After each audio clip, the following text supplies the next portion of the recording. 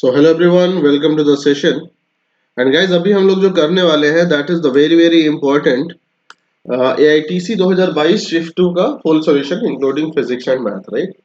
तो अपने पास थोड़ा सा लैपटॉप का मुझे इशू हो गया था। लैपटॉप वाज हैंग कर रहा था, इसलिए मैं थोड़ा सा एक दो दिन डिले हो गया, बट नो इशू। चलो, अपन लोग ये जुगाड़ के लैपटॉप से काम चल रहा है, राइट।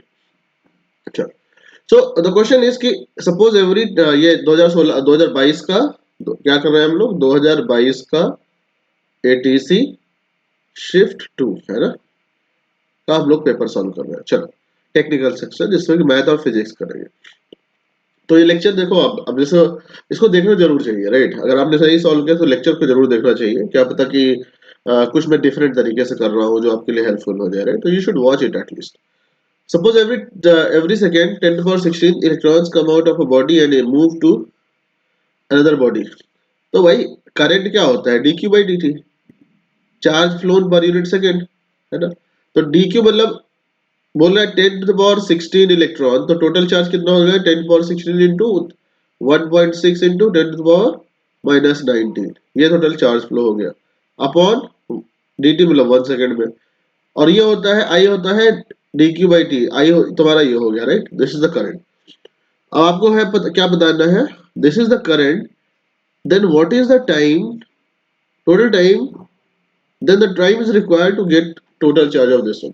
तो ये आपका Q हो गया, और आपको पता है Q बराबर IT, राइट। तो ये आपको इतना, ये चार्ज है, ये करंट की वैल्यू हो गई। तो आपको पता है कि करंट Q बराबर IT होता है, राइट। तो करंट कितना चार्ज आपको कैलकुलेट करना है, 3.2। करंट कितना है, 1.6 इंटू 10 टू द पावर, यहाँ सॉल्व करो, 10 पावर माइनस 3 हो जाएगा, इंटू टाइम। तो इसको सॉल्व करो, 16 1 जा 1, 16 2 जा 32। तो t बराबर 2 अपॉन 10 टू पावर माइनस 3 या 2 इंटू 10 टू द पावर 3, यानी 2000 second will be taken. Got it.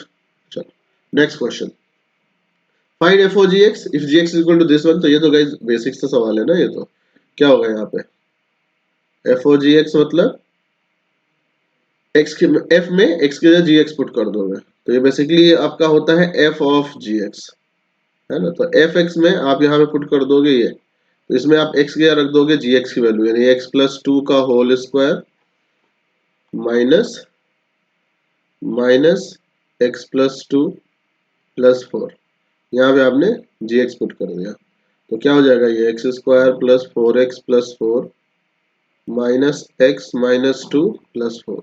Solve करो इसको, आ जाएगा आपका x square plus 3x plus 4 4 8 minus 2 6, x square plus 3x plus 6 option number second is correct. Next question, the ratio of longest wavelength to the shortest wavelength in Brackett series. देखो, इस तरह का question मैंने आपको shift 1 में या shift 2 में कराया था, राइट। मैं आपको हिंट दे देता हूँ, लॉन्गेस्ट वेवलेंथ कब मिलेगा। ब्रैकेट सीरीज मतलब n इज इक्वल टू 4 पे ट्रांजिशन होता है, कहां से, 5 6 7 एंड अप टू इंफिनिटी से। तो जब आपको चाहिए क्या, लॉन्गेस्ट वेवलेंथ, तो लॉन्गेस्ट वेवलेंथ का मतलब क्या होगा कि एनर्जी कम हो। एनर्जी कम हो मतलब कि जो आपका ट्रांजिशन हो वो एडजेसेंट लेयर्स में हो। जैसे आपको पता है कि n इज इक्वल टू 4 है, ये है ना। तो इसमें ट्रांजिशन कहाँ होगा, n इज इक्वल टू 5 से होगा, 6 से होगा। तो शॉर्टेस्ट तब मिलेगा जब 5 से होगा। और फॉर्मूला क्या होता है, 1 अपॉन लैम्डा बराबर r into 1 upon n1 square minus 1 upon n2 square. तो n1 यानी जिसमें हो रहा है, और ब्रैकेट सीरीज है तो मतलब n इज इक्वल टू 4 में ही होगा। तो बेसिकली ये हो जाएगा तुम्हारा r into 1 upon 4 square minus 1 upon 5 square. और अगर हम शॉर्टेस्ट करेंगे एनर्जी ज्यादा, तो इसका मतलब क्या होगा कि सबसे इन्फिनिटी से जंप होगा, इन्फिनिटी से जंप होगा, कहाँ पे होगा, 4 में, 1 upon 4 square minus 1 upon infinity square. तो गाइस इसको सॉल्व करोगे तो लैम्डा लॉन्गेस्ट अपॉन लॉन्गेस्ट, इसकी वैल्यू आपकी 25/9 आ जाएगी। इसको कर लेना। Next question, a copper wire of uniform cross section carries a current of this, the magnitude of electric field applied। okay, ये बोल रहे हैं कि एक कॉपर वायर है इस तरीके का, ऐसे मान के चलो, है ना। दिस इज कॉपर वायर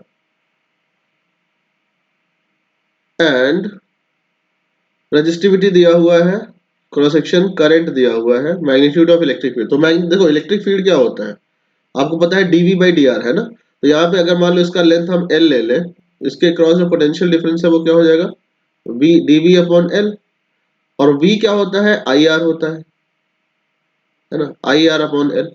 और R क्या होता है, rho into L upon A upon L। तो L से L कटा, आपका आ गया electric field I rho upon A। देखो I की वैल्यू 4 एम्पियर दिया है, रो की वैल्यू ये दिया हुआ है, और एरिया आपको ये दिया है। गाइस सॉल्व कर लो, ये आपका आ जाएगा। Next question, the derivative the function, है तो simple derivation guys 6x plus 6 है ना, ये आपका आंसर हो जाएगा। Next question, suppose a uniform electric field is given as 6 into 10 to the power 4 J cap Newton per Coulomb. Then the flux of the electric field through a square of 40 centimeter on the side whose plane is inclined at an angle of 60 degree. तो guys ये flux क्या होता है, E dot है, ये cos theta है ना, ये cos थीटा। तो और ये बोल रहा है कि xz प्लेन के परपेंडिकुलर है। तो xz प्लेन के परपेंडिकुलर मतलब कि आप ये कह सकते हो, आप ये cos थीटा आपको अगर मैग्नीट्यूड निकालना है सिंपल ये निकाल लो, क्योंकि डायरेक्शन तो इसमें होता नहीं। इलेक्ट्रिक फील्ड की वैल्यू कितनी हो गई, 6 into 10 to the power 4, area कितना है 40 सेंटीमीटर का स्क्वायर, यानी कि 40 centimetre into 10 to the power minus 2 कर दो तो मीटर आ जाएगा इसका स्क्वायर, यानी 40 into 10 to the power minus 2 फिर से, है ना, इंटू कॉस थीटा, एंगल कितना दिया है 60 डिग्री, और कॉस 60 होता है तुम्हारा 1/2, है ना। तो ये 10 पावर माइनस 2, 10 पावर माइनस 2 और 10 पावर माइनस 4 है 10 पावर 4, ये कैंसिल हो जाएगा। 2 1 जा 1, 2 3 जा 6, 3 into 1600, 4800, that is the answer. Next question, the radian equivalent of, अब ये तो गाइस 755/6 है ना, इसमें तो ना बताने की जरूरत नहीं पड़ेगी ना गाइस। 150 इंटू पाई अपॉन 180 से मल्टीप्लाई कर दो, आपका आ जाएगा simple 5/6। The area enclose by the curve this and this, तो ये आपको निकालना है the area enclose by the curve. अब इसमें देखो थोड़ा सा आपको लॉजिक लगाना पड़ेगा, जैसे हमको देख के यहाँ पे लग रहा है वाई स्क्वायर बराबर 2x प्लस 6 और y बराबर x माइनस 1, तो ये दोनों इंटरसेक्ट कहाँ पे कर रहे हैं, ये दोनों इंटरसेक्ट कहाँ पे कर रहे हैं, उसके लिए मैं दोनों को सॉल्व करता हूँ। तो y की वैल्यू यहाँ पे पुट कर दे अगर हम, तो x माइनस 1 का होल स्क्वायर बराबर 2x प्लस 6, इसको सॉल्व करो, x square minus 2x plus 1, इधर लाओ इसको, माइनस 2x माइनस 6 बराबर 0। तो ये आपका आ जाएगा x square minus 4x minus 5 बराबर 0। तो ये कितना आ गया, x माइनस 5 और x प्लस 1, यानी माइनस 1 एंड 5 पे आपका ये इंटरसेक्ट कर रहा है।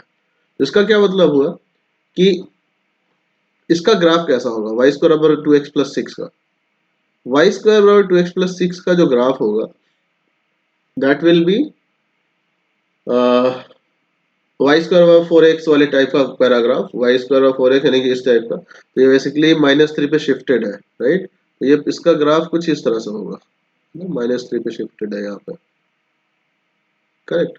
और y बराबर आपको क्या है नेक्स्ट, x माइनस 1, तो x माइनस 1 कैसा जाएगा, ये इंटरसेक्ट कहाँ पे कर रहा है, इक्वल टू -1 पे और 5 पे, तो -1 यानी कि आपका ये कुछ ऐसा इंटरसेक्ट करेगा, x माइनस 1, तो ये आपका कुछ ऐसा इंटरसेक्ट कर रहा है, राइट।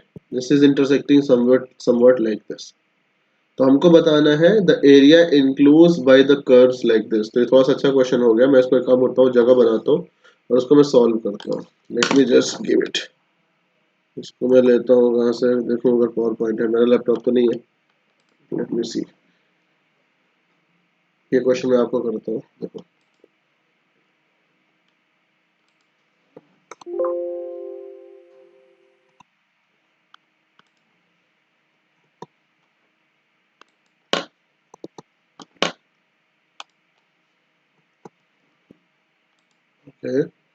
सी है। तो ये है क्वेश्चन तुम्हारा, the area enclose by y equal to x minus 1 and y square बराबर 2x प्लस 6। तो इसके लिए हम लोग इसको ऐसे करेंगे, देखो y बराबर x minus 1 and y square बराबर कितना था,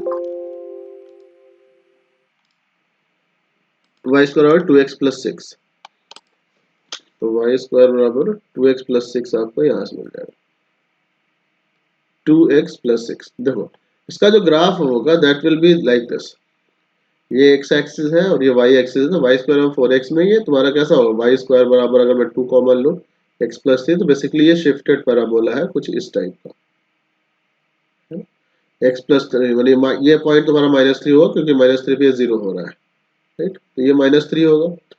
अब y बराबर x में ये हमने देख लिया इंटरसेक्शन कहाँ पे हो रहा है, -1 पे एंड 5 पे, है ना, -1 पे एंड 5 पे, x इक्वल टू -1, -1 पे इसकी वैल्यू कितनी आ रही है, तो ये हमने देखा कि दिस इज इंटरसेक्ट और y equal to x-1 graph will, ये -1 का इंटरसेप्ट काटते हुए ये ऐसा कुछ ग्राफ जाएगा और ये आगे इसको इंटरसेक्ट करेगा 5 पे, तो हमको बेसिकली ये एरिया निकालना है, राइट, ये पूरा एरिया, तो ये इसको कट कर रहा है यहाँ पे, कहाँ पे, -1 पे, तो बेसिकली हमको मिलेगा एरिया दो पोर्शन में। जो एरिया बाउंडेड है, एक तो तुम्हारा एरिया इतना होगा ये वाला जिसमें कि नीचे लाइन नहीं आएगी, और एक होगा ये वाला जहाँ पे हमने इसको ब्लैक में ड्रॉ कर रहा होगा, लाइक दिस, करेक्ट। तो अब ये दोनों एरिया निकालने के अपन आप सिंपल कह सकते हो y² 2x + 6, तो ये आ जाएगा तुम्हारा y बराबर √2x + 6, ऊपर वाला पोर्शन नीचे वाला माइनस, तो मैं इसको -3 से -1 तक इंटीग्रेट करके इसके लिए डबल, इसका एरिया सपोज a1 है और इसका एरिया a2 है, तो जो तुम्हारा a1 होगा वो हो जाएगा डबल ऑफ -3 से -1 √2x + 6,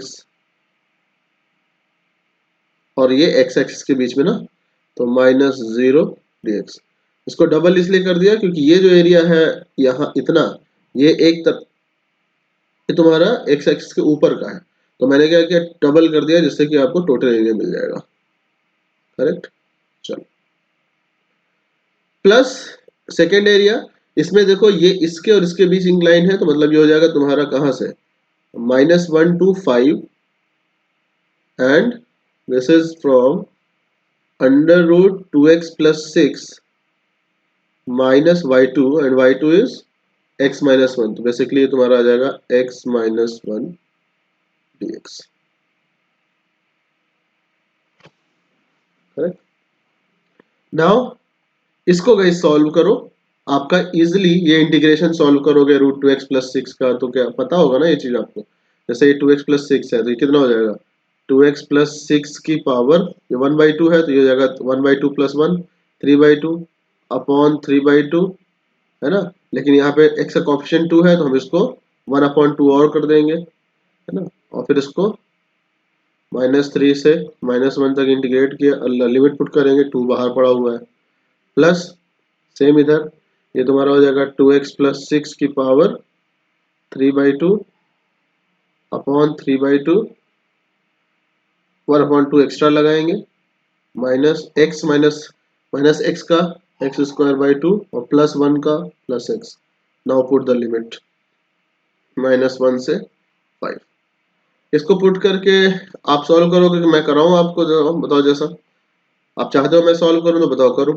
चलो कर ही देते हैं, तो ये कितना आएगा, 2 टाइम्स ये आपका आएगा 2x + 6, तो -1 पुट करोगे तो यहाँ पे नीचे 3, 2 से 2 ये कैंसिल, ये 2/3 में बाहर ले रहा हूँ, राइट, ये आपका तुम्हारा -1 पुट करोगे तो 6 - 1 4 की पावर 3/2, तो 2² 2 की पावर 3 8 आ जाएगा ये, है ना।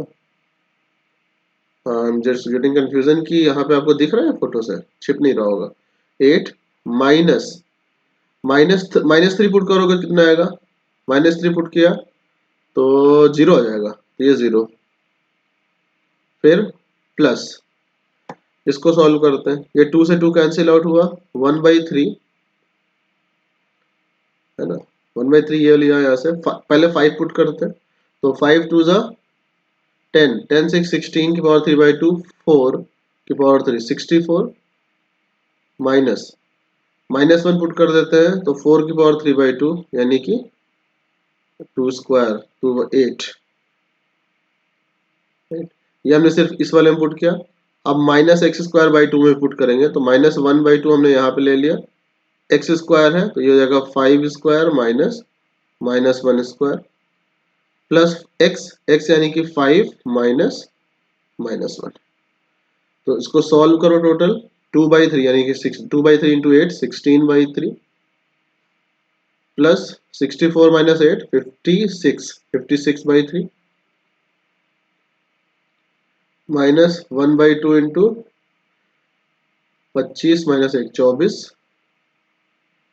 plus 6. Let's solve it. 70 56 और 16 62 72 72 by 3 24 minus 12 plus 6 30 minus 12 18 18 आ रहा है इसका 18 square unit. Let's see the answer. Yes, correct. 18 square unit is the answer, right? तो I hope कि आपको समझ में आया. 18 square unit is the answer. ये क्वेश्चन थोड़ा अच्छा था KTC के हिसाब से. चल next question. Find the value of integral ln x dx, right. अब इसको मैंने सॉल्व किया, अब समझाने के हिसाब से कहीं गड़बड़ी ना हो जाए. बाकी अगर आप लोग करोगे तो थोड़ा जल्दी ही हो जाएगा एग्जाम हॉल में.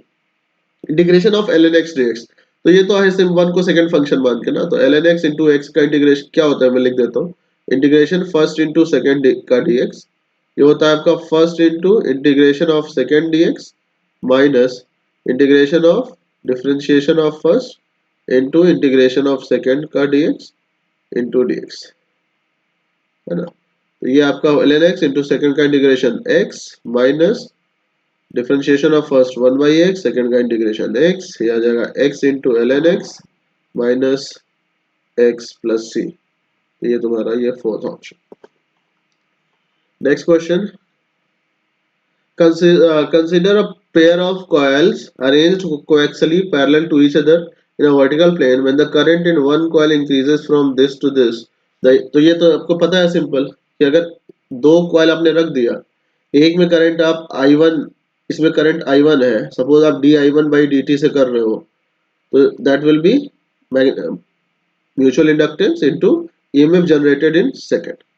अगर आप di2 by dt लेते हो तो EMF mutual inductance into flux will be generated, EMF will be generated in first.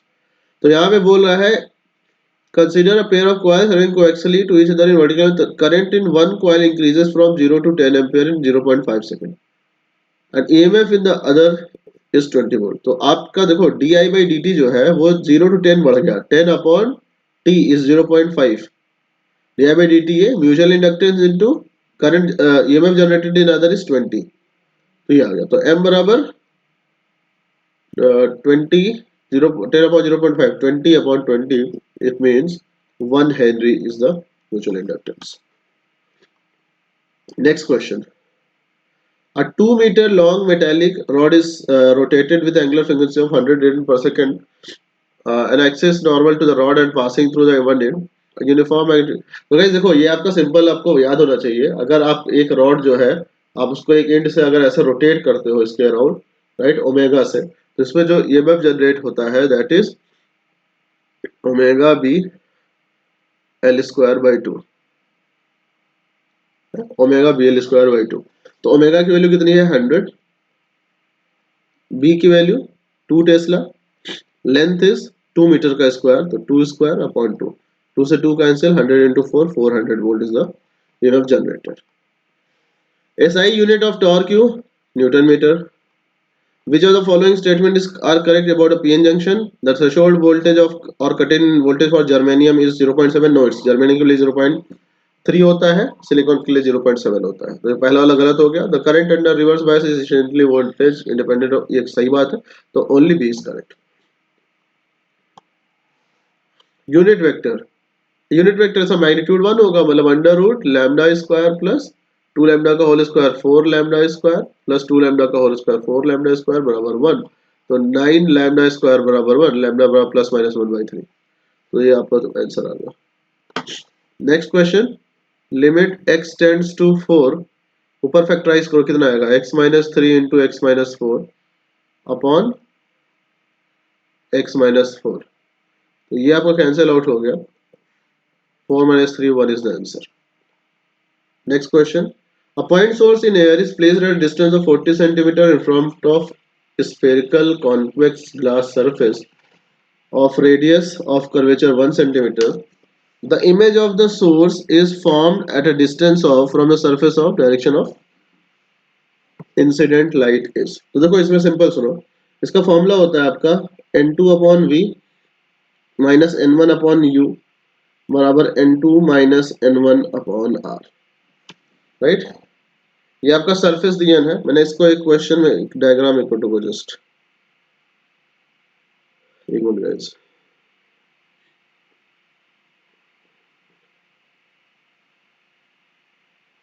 I am just messaging one person क्योंकि ये बेचारा बाहर खड़ा होगा।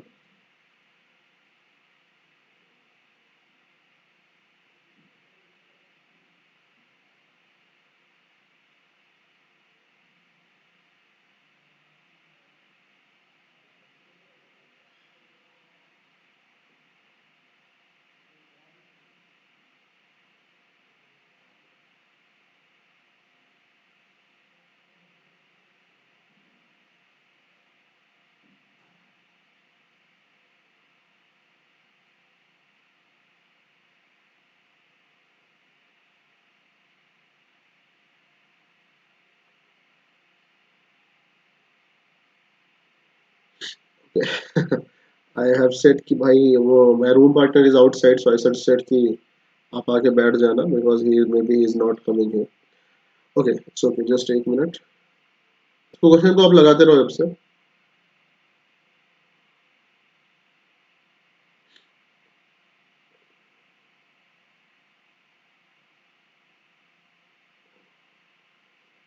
ओके चलो, तो अब यहाँ पे देखो गाइस आपको दिया हुआ है, आपको यहाँ पे सरफेस है।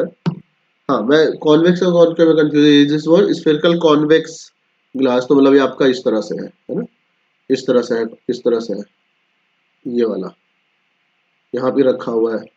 तो v आपका नेगेटिव हो जाएगा, n2 की वैल्यू 1.5 है, v की वैल्यू कितनी है -40, माइनस n1 1 एयर है क्योंकि u आपको u कितना देना है,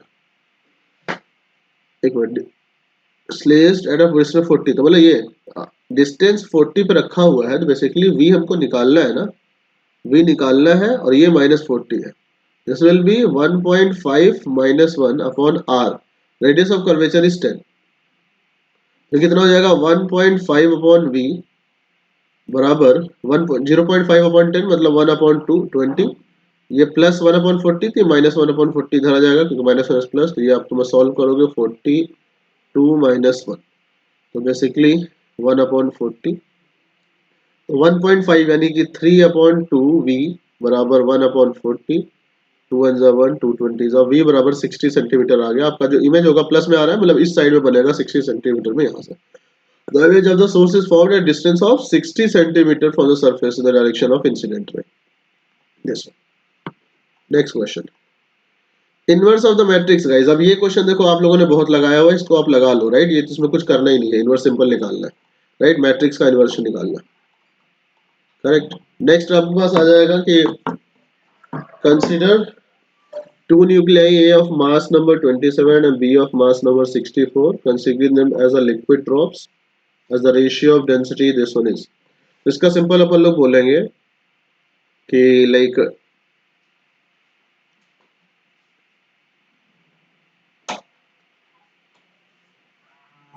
ओके, तो यहाँ पे mass number is 27, mass number is 64, right.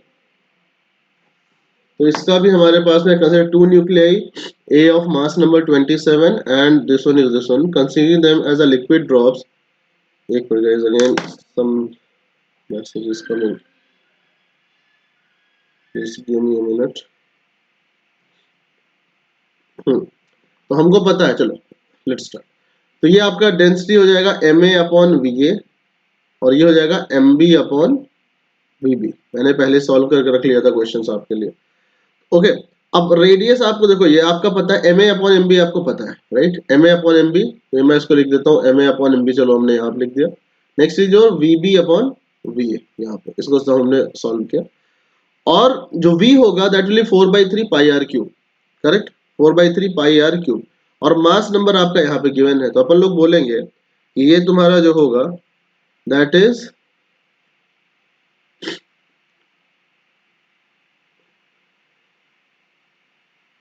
एक minute, just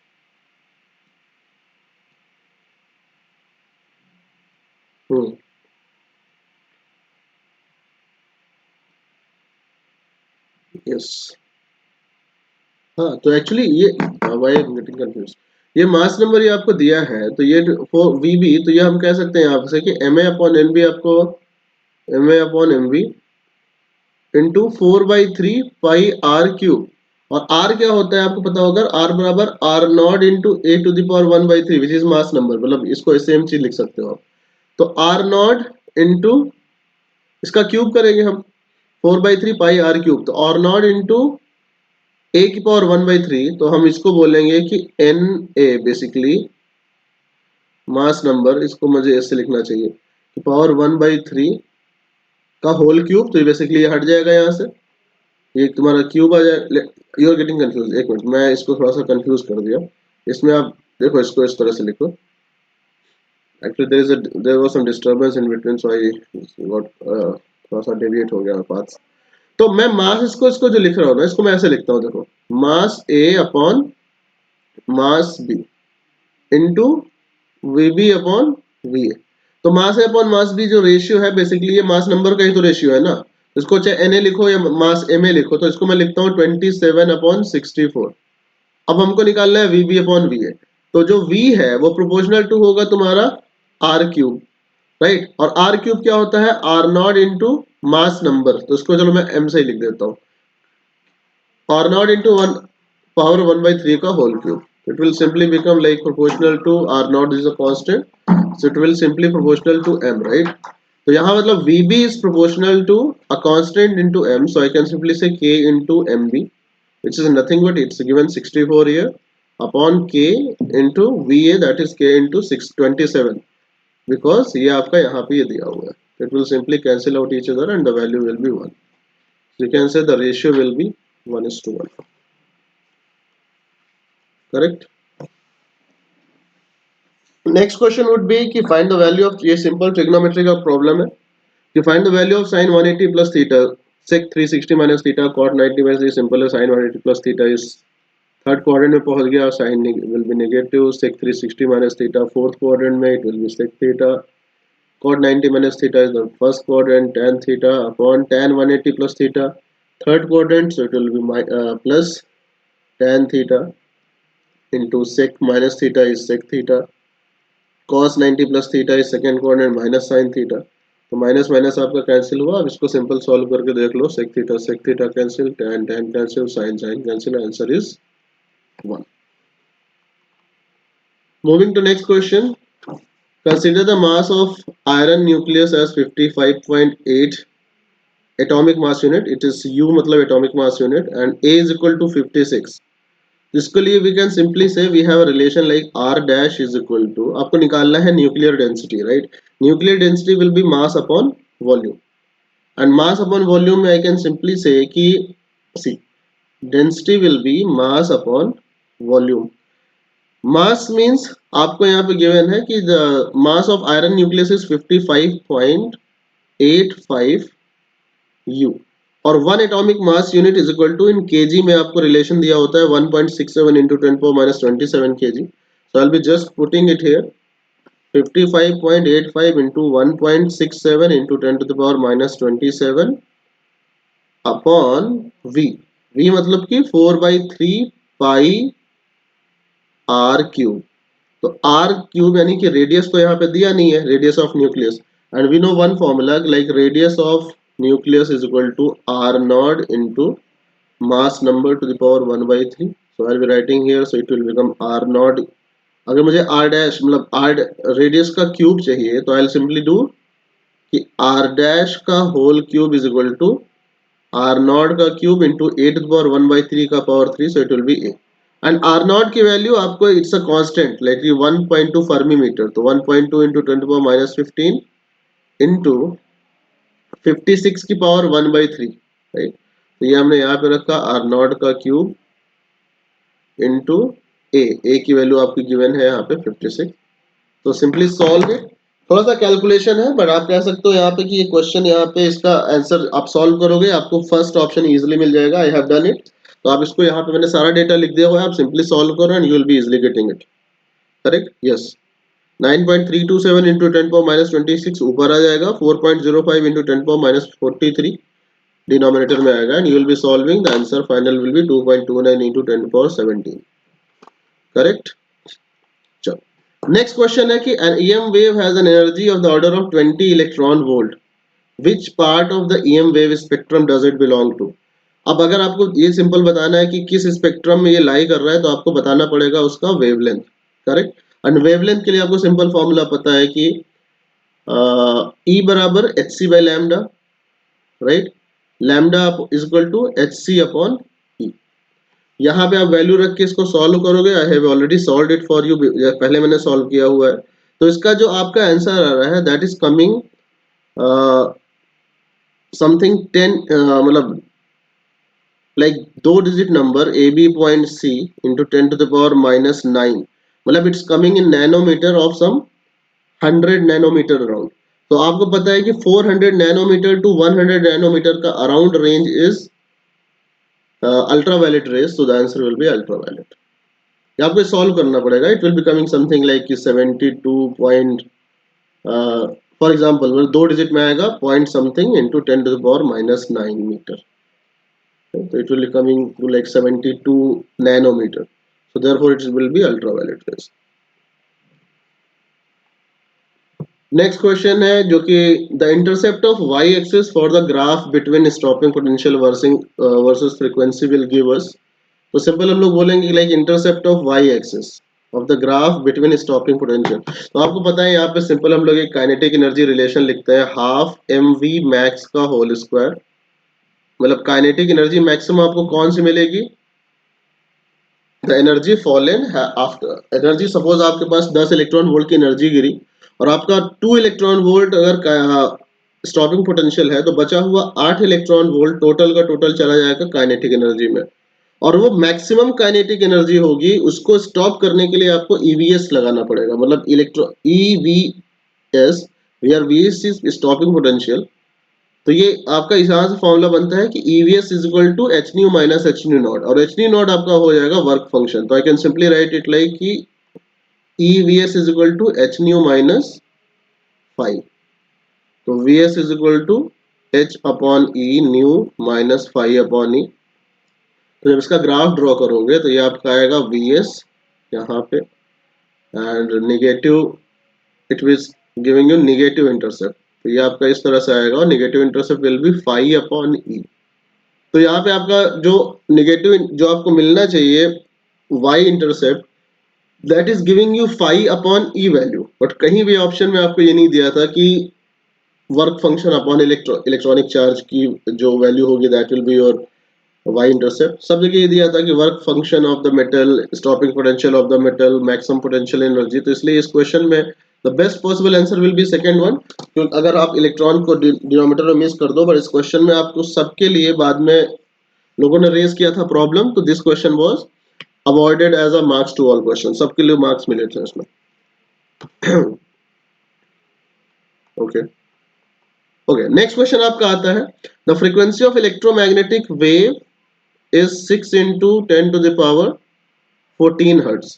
The wavelength of the EM wave is, तो ये आपका आ जाएगा EM wave आपका यहाँ पे आ गया, like I'll be saying कि F is equal to 6 into 10 to the power 14 hertz,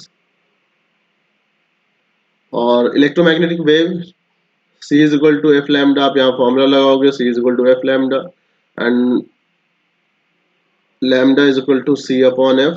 तो C की वैल्यू आपको पता है 3 into 10 to the power 8 upon F is 6 into 10 to the power 14, so it will be 0.5 into 10 to the power minus 6, और अगर आप 5000 से multiply करो, डिवाइड करो, तो 500 into 10 to the power minus 9, 500 nanometer, and 500 nanometer is greater than 400 nanometer, और ये जो रेंज आता है आपका that comes in the visible range, right? तो option will be first option. तो आपका अगर 500 नैनोमीटर आ गया तो आप first second and third option तो आपका माइनस ही हो गया। सपोज आपको अगर तुक्का भी लगाना है तो you can easily select first और फोर्थ ऑप्शन। बट अगर आपने थोड़ा सा भी दिमाग देके याद किया हुआ है कि विजिबल रेज और इंफ्रारेड वेव्स और आपका यूवी रेज का वेवलेंथ रेंज कहाँ से कहाँ तक होता है, you can easily select the correct answer. Correct. चलो नेक्स्ट है द टोटल। ये तो आपका फॉर्मूला एकदम लिखा हुआ है, तो फॉर्मूला ही आ गया हुआ है, फर्स्ट ऑप्शन करेक्ट। नेक्स्ट है the probability of three persons A, B and C becoming clerks of a just give me 1 minute break until then you solve it, I'll be coming in 1 minute।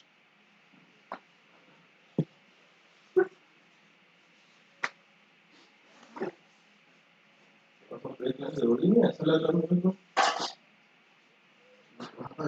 ऐसा लग रहा है काम होगा comedy I है अंदर से।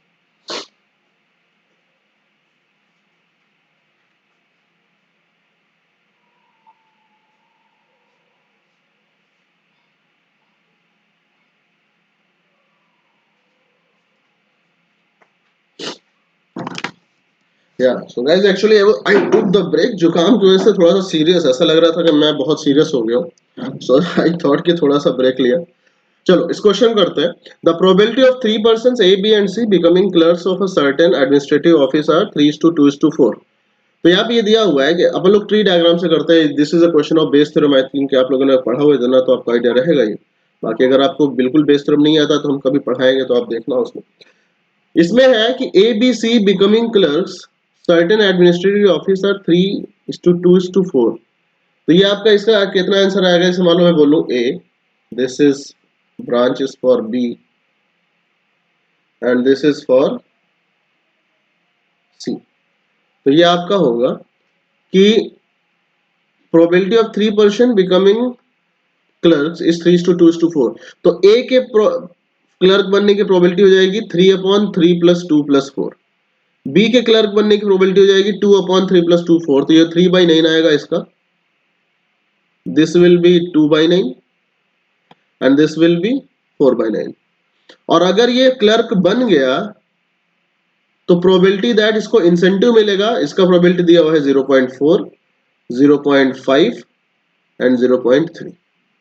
तो हमको क्वेश्चन निकालना है बेस थ्योरम का। आपको पता होगा बेस थ्योरम में हमको क्वेश्चन क्या है कि if the incentive has been introduced then what is the probability that C is appointed as a clerk. तो हमको बेसिकली इस ब्रांच का प्रोबेबिलिटी निकालना है। तो व्हाट वी डू, इस ब्रांच में जितनी भी प्रोबेबिलिटीज है उसको मल्टीप्लाई करो अपॉन सारे ब्रांच को मल्टीप्लाई करके ऐड कर दो। सारे ब्रांच के इंडिविजुअल प्रोबेबिलिटीज मल्टीप्लाई करके हर एक ब्रांच का डिनोमिनेटर में आपको ऐड करना है। That will 0.4 plus 2/9 into 0.5 plus 4/9 into 0.3। तो 9 आप कैंसिल करके काट दो तो इस 1.2 ऊपर, ये 1.2 प्लस 1 प्लस 1.2 मतलब ये 12/24 तो ये 6/17 is the answer, option number 3 correct। So next question, if a and b are unit vectors at inclined angle theta then the value of under modulus of a minus b, ये कितना आएगा, ये a का modulus plus b का modulus का square minus 2ab cos theta, right. ये कितना आएगा, under root 1 square plus 1 square minus 2 into 1 into 1 और दोनों थीटा पे है तो ये cos थीटा। तो बेसिकली आ जाएगा under root 2 into 1 minus cos theta and put the value of 2 into 1 minus cos theta is 2 sin square theta by 2। इसका मॉड्यूलस लेकर आप 2 into 2 4 का under root 2 sin theta by 2 is the answer। So therefore this is the answer। Next question, two batteries of E1 6 volt and internal resistance 0.4। तो मैं इसको ये बोलूंगा कि ये एक तुम्हारा 6 वोल्ट और 0.5 ओम का रेजिस्टेंस का battery. Second battery is 12 volt resistor, 12 volt is the EMF और इसका इंटरनल रेजिस्टेंस है आपका 1 ohm, is connected in parallel by connect. अच्छा इन दोनों ईएमएफ, इन दोनों बैटरीज को हमने कनेक्ट किया है पैरेलल, तो मतलब हमने इस तरह से कनेक्ट करेंगे, connecting there positive terminals to point A and negative terminals to point B. तो मतलब हमने क्या किया यहाँ पे, ये पॉइंट बी से दोनों के नेगेटिव टर्मिनल को कर दिया और ए से हमने दोनों के पॉजिटिव को कर दिया। Now a third battery E3, अब नीचे सेकेंड वाले का EMF 12 वोल्ट है, internal resistance is 1 ohm and a negative terminal. Okay, a third battery E3 6 volt and internal resistance 2 by 3 ohm is connected in series with the combination by connecting its positive terminal to B. यानी कि हमने third battery यहाँ पे लगाया। Okay and okay, now इस total combination का आपको निकालना है what is the EMF। 6 volt and 2 by 3 ohm is the resistance. चलो इसको ट्राई करो आप एक मिनट।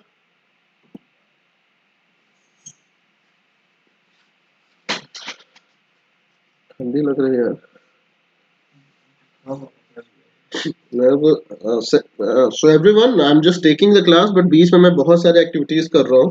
फर्स्ट रीजन जुकाम हो गया है, दूसरा रीजन ठंडी लग रही है, so don't mind please. But I thought कि आपका एग्जाम पहले है तो मैं इसको पहले खत्म कर दूं। आप देख रहे हो कि थोड़ा सा आज की क्लास में थोड़ा सीरियस मोड में ले रहा हूँ, रीजन सिंपली कि अंदर से कॉमेडी आई नहीं रही, जो एक फनी वे होता है that's not coming, but it's okay. अभी अपन लोग जो अपना मुद्दा, अपना मेन मकसद है अभी सॉल्यूशन प्रोवाइड करना, तो लेट्स डू इट। ओके तो अब हमारे पास में क्या है कि इसका ईएमएफ अगर मैं निकालूं, पहला तो पैरेलल कॉम्बिनेशन है, पैरेलल कॉम्बिनेशन का ईएमएफ का फॉर्मूला आपको पता है कि ई बराबर क्या होता है, E1/R1। तो मैं अगर पहले दोनों का निकालूं, ई बराबर E1/R1 तो यानी 6/0.5 plus E2/R2 12/1 upon 1/R1 plus 1/R2, तो 1/0.5 प्लस 1/R2 मतलब कि 1। इसको सॉल्व करोगे कितना आएगा, ये 12 प्लस 12 24 अपॉन 2 प्लस 1 3, ये 8 वोल्ट आ गया ईएमएफ इस दोनों का। रेजिस्टेंस इक्विवेलेंट आप निकाल लेना, बट यहाँ पे निकालना हमको जरूरत नहीं है क्योंकि हमको उसके बाद जो दूसरी बैटरी है वो सीरीज में कनेक्टेड है। तो 8 वोल्ट, ये सपोज कि आपने एक बैटरी लिया, इसका 8 वोल्ट आ गया और यहाँ पे इसका इंटरनल रेजिस्टेंस कुछ भी आएगा, दूसरा बैटरी लगा हुआ है 6 वोल्ट का, तो नेट वोल्टेज कितना हो जाएगा, नेट ईएमएफ आपका 14 वोल्ट हो जाएगा। तो आंसर इज 14 वोल्ट। अगर आपको इंटरनल रेजिस्टेंस निकालना होता तो मैं इंटरनल रेजिस्टेंस निकालता, और इस तरह क्वेश्चन आपको शिफ्ट 1 शिफ्ट 2 में भी था। एंड अगर पैरेलल कॉम्बिनेशन दिया हुआ है तो आपको पता है कि जो इंटरनल रेजिस्टेंस 1/R इक्विवेलेंट होगा that will B 1/R1 plus 1/R2। तो यहाँ से आप निकालने के बाद थर्ड वाले के साथ सिंपल ऐड कर देते तो पूरे कॉम्बिनेशन का नेट इक्विवेलेंट रेजिस्टेंस भी आ जाता, इंटरनल रेजिस्टेंस। बट यहाँ पे पूछा नहीं है, चलो आगे चलते हैं। नेक्स्ट क्वेश्चन है आपका। अब देखो एक बात ध्यान रखना कि जिस तरह क्वेश्चन मैं सॉल्व कर रहा हूँ, अब आप प्रिपरेशन कर रहे हो तो आपको इन इसके वेरिएशन में जितने क्वेश्चन बन सकते हैं वो आप ट्राई करके जरूर सॉल्व कर लेना। इतना तो आपका ये खुद से कॉमन सेंस कहता है, ये आप जब भी प्रीवियस ईयर लगाओ, एक तो पहले देखो कि क्या मैंने कोई दूसरा तरीके से तो नहीं कर दिया। मान लो आप दूसरे तरीके से कर रहे हो, मेरे तरीके से कर रहे हो, आप खुद से एनालाइज करो कौन सा बेटर है। हो सकता है कि आपको बेटर हो सकता है मेरा बेटर हो, तो आपको दोनों तरीके पता होगा, तो अगर क्वेश्चन में वेरिएशन होगा तो आप इजिली सॉल्व कर पाओगे। द नेक्स्ट क्वेश्चन इज कि आप 0 से 1 तक इंटीग्रेशन करना है dx upon x plus root x. अब देखो इस तरह क्वेश्चंस में अक्सर ये, अगर आपने प्रैक्टिस नहीं किया हुआ है तो छोटा सा सवाल है बट आप फंस जाओगे। तो करना क्या है यहाँ पे, इस तरह के क्वेश्चंस जो होते हैं तो आप ये समझ लो कि इनके लिए आपको कुछ रूट में, आपको एक बात याद रखना है कि रूट एक्स का जो इंटीग्रेशन डिफरेंशिएशन होता है ना 1/2 रूट एक्स आता है। तो अगर किसी तरह से आप रूट एक्स को अज्यूम कर सको और आपको डिनोमिनेटर में भी रूट एक्स मिल जाए तो समझ जाओ कि आपको रूट एक्स का फंक्शन ही आपको अज्यूम करना है। तो यहाँ पे हमको क्या करना चाहिए, यहाँ पे लेट्स से अगर मैं रूट एक्स कॉमन ले लूँ डिनोमिनेटर में तो हमको मिल जाएगा रूट एक्स प्लस 1। मैं चाहूंगा कि आप लोग इसको पॉज करके पहले ट्राई करना फिर सॉल्यूशन देखना। अब देखो यहाँ पे अगर मैं रूट एक्स प्लस 1 को टी मान लूँ, है ना, तो मुझे क्या मिलेगा 1/2 रूट एक्स डी एक्स बराबर डी टी, राइट। तो dx upon root x will become 2 dt। तो basically dx upon root x को मैं लिख दूंगा 2 dt अपॉन इसको मैंने लिख दिया t। अब कुछ लोग क्या करेंगे, रूट एक्स को t मान लेंगे। अगर आप रूट एक्स को t मान लोगे तो आप कर तो सकते हो फिर भी, पर थोड़ा सा आप कंफ्यूज हो जाओगे कि आप वहां पे t प्लस 1 लिखोगे, dx कहां से मिलेगा। तो better would be this one कि अगर आपने x, अब देखो दूसरा चीज है लिमिट चेंज द लिमिट। तो x इक्वल टू 0 था तो t की वैल्यू कितनी आएगी 0 प्लस 1 1, x की वैल्यू 1 है तो रूट 1 प्लस 1 t की वैल्यू 2 आ जाएगी। तो बेसिकली ये आ जाएगा 2 बाहर ले लो, 1/t का इंटीग्रेशन ln2 पुट किया आपने 1 से 2, ln1 0 होता है, 2 into ln2 minus ln1 is 0, तो ये आपका आ जाएगा 2 ln2 या ln2 स्क्वायर मतलब कि ln4, ln मतलब log to the base e, basically log to the base e natural logarithm that is known as, उसको हम लोग ln से भी लिखते हैं। Find the value of dy by dx if x, अब ये देखो पैरामीट्रिक जो है आपका, ये पैरामीट्रिक डिफरेंशिएशन है, तो dy by dx इस केस में हम क्या करते हैं, इस केस में हम dy by dx को लिखते हैं क्या, dy by dt upon dx by dt। तो dy by dt कितना होगा, sin t का differentiation cos t upon dx by dt, cos t का डिफरेंशिएशन माइनस sin t, तो माइनस हमने कैंसिल किया, minus cot t। This is the answer, option number second. The equation of the plane that passes through 1, -1, 2 and has direction ratio 1, 2, 3। अब ये question का अगर थोड़ा सा आपको नॉलेज है ना तो एक सेकंड्स में हो जाते हैं, मैं आपको एक्सप्लेन कर रहा हूँ, हो सकता है मेरे से 30 सेकंड लग जाएगा, बट 15 सेकंड के अंदर आप इसका सोल्यूशन कर सकते हो। कैसे, डायरेक्शन रेशियो 1, 2, 3 दिया हुआ है, इसका सिंपल सा मतलब है कि इस वेक्टर का जो परपेंडिकुलर होगा वो 1, 2, 3 डायरेक्शन रेशियो का होगा। तो मतलब ax प्लस, अगर मान लो आपके पास डायरेक्शन रेशियो प्लेन का a, b, c है, तो plane will be x plus by plus cz plus lambda बराबर 0। तो 1, 2, 3 दिया है, तो इसका मतलब कि ये 3, 2, 1, यहाँ से देखो क्या मिला, 3, 2, 2, ये हो नहीं सकता, 1, 3, 2, ये हो नहीं सकता, 1, 2, 3, एक ही ऑप्शन ही बच रहा है। आप चाहो ये तुक्का आप तुरंत सही कर सकते हो, बट अब मान लो अगर आपको सॉल्व करना ही है तो आप क्या करोगे, 1, 2, 3 अगर इसका डायरेक्शन रेशियो है तो ये प्लेन हो जाएगा x plus 2y plus 3z plus lambda बराबर 0, और उसको 1, -1, 2 सेटिस्फाई करा के लैम्डा की वैल्यू निकाल के वापस पुट कर दो। अब आप यहाँ पे चेक कर लो, ये इसको सेटिस्फाई भी कर रहा होगा, 1 -2 प्लस 4 प्लस 6, हाँ तो ये आपको सेटिस्फाई भी कर रहा है, correct, this is the answer. कैसे करेंगे, 1 पुट किया, 1 plus 2 into -1 plus 3 into 2 plus lambda बराबर 0, 1 -2 -1 प्लस 6 5 लैम्डा बराबर -5, तो पुट किया x plus 2y plus 3z, plane का इक्वेशन हो गया x plus 2y plus 3z minus 5 बराबर 0 या इक्वल टू 5। नेक्स्ट है ये आपका chain rule differentiation, it's the simplest question, इसको कोई टफ नहीं बोल सकता। cos tan 3x, ये आप सिंपल डिफरेंशिएट कर लो, चेन रूल से ना हो तो आप मुझे बताना, I will give you in the solution in the determinant. For what values of x the matrix is singular, अब सिंगुलर मैट्रिक्स मतलब उसका डिटरमिनेंट 0 है, तो इसको मुझसे मत सॉल्व करो, आप इसको सॉल्व करो और अगर कोई डाउट हो तो मुझको कमेंट करके बताना। इसका डिटरमिनेंट निकालो, इसका डिटरमिनेंट को 0 के इक्वल कर दो, आपको जो भी वैल्यू मिलेगा that will be the solution of x। Next question है, the vector 20i cap plus 50j cap is added to a vector, चलो मान लेता हूं मैंने x वेक्टर को ऐड कर दिया, this result gives 25i cap plus 10j cap. अब देखो ये सिंपल एडिशन सब्ट्रैक्शन का क्वेश्चन आपके एटीसी में आ रहा है, राइट, तो आप इसको सॉल्व करो, सिंपल मतलब a में हमने b ऐड किया तो c हो जाएगा, तो b की वैल्यू क्या है, इस तरह का क्वेश्चन है, राइट। तो आप यहाँ से देख लो कि हमने x का निकाला, यहाँ से सिंपल आ जाएगा 25 - 25i cap minus 40j cap, option number second, correct. चलो ये क्वेश्चन नेक्स्ट है, ध्यान सुनना, A tank is filled with a liquid to a depth of 80 centimetre. मान लो ये आपका टैंक है ना, 80 सेंटीमीटर तक इस लिक्विड को यहाँ पे हमने फिल कर दिया। इसको मैं थोड़ा सा बड़ा टैंक बनाता हूँ, आप समझने जिससे आप थोड़ा सा रिलेट कर सको। ये क्वेश्चन भी वही है, प्रैक्टिस कर रहे होगे तो ये क्वेश्चन बहुत आसानी से हो जाएगा, अदरवाइज थोड़ा सा पहली बार अगर पढ़ोगे तो लैंग्वेज में प्रॉब्लम हो सकती है। तो हमने कहा सपोज ये टैंक है, ये आपने 80 सेंटीमीटर तक इस टैंक को फिल कर दिया like this. A point source of light is placed at the center of the bottom, यहाँ पे आपने एक लाइट सोर्स रख दिया। The area of the surface of the liquid through which the light from the source can emerge out। इस तरह question के लिए आप बोल रहा है कि ये है, अभी लाइट यहाँ से निकलेगी, लाइट यहाँ से निकलेगी, तो मैक्सिमम एरिया कितना होगा जहां से इस सरफेस से लाइट निकल सकती है। अगर आप ध्यान से सुनो गाइस, मैंने पढ़ाया भी है, radius of illumination, right, circle of illumination. तो ये सर्किल ऑफ इल्यूमिनेशन कब बनता है, जैसे आप ये आपका ये रह गया, it's going from denser to rarer, तो गाइज आपको याद होगा लाइट रे डेंसर टू रेयरर फ्लो करती है तो एक पर्टिकुलर एंगल क्रिटिकल एंगल के बाद में that goes into total internal reflection. और अगर लाइट की रे सोर्स से निकला और वो टोटल इंटरनल रिफ्लेक्शन हो गया तो लाइट तो अंदर वापस आ गई, तो आपका बाहर तो निकला नहीं। तो इसका मतलब कि ये जो एंगल है maximum that is C, right, that is C. और आपको पता है sine C is equal to 1/μ, right, sine C is equal to 1/μ। Mu क्या होता है? Refractive index of the denser medium with respect to rarer medium. यहाँ पे denser medium आपका लिक्विड है और रेयरर मीडियम एयर है, राइट।